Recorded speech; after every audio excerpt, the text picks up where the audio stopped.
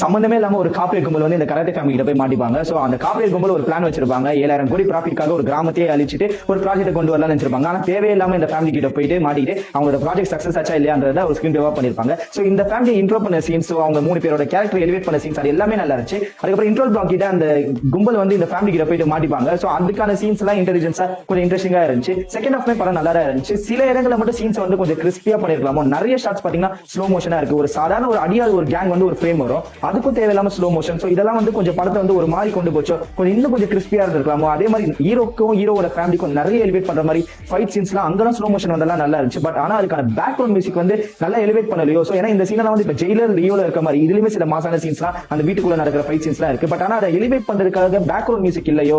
So Anirudh மாதிரி இந்த படத்துக்கு மியூசிக் பண்ணியிருந்தா இன்னும் இந்த சீன்ஸ் கொஞ்சம் எலிவேட் ஆகிருக்குமோ, நல்ல ஷோகேஸ் ஆயிருக்குமோ அப்படின்னு நிறைய ஃபீல் கொடுத்துச்சு. சோ மொத்தத்துல இந்த படம் ஃபேமிலியா போயிட்டு தியேட்டர்ல பாக்குற ஒரு நல்ல ஆக்ஷன் டிராமா தான். நீங்க தியேட்டர்ல போய் பார்க்கறனால இந்த படத்தை பார்க்கலாம், அப்படி இல்லைன்னா ஓடிடில வந்தாலும் பார்க்கலாம். கண்டிப்பா இந்த படம் வந்து உங்களை சாட்டிஸ்ஃபை பண்ணும்.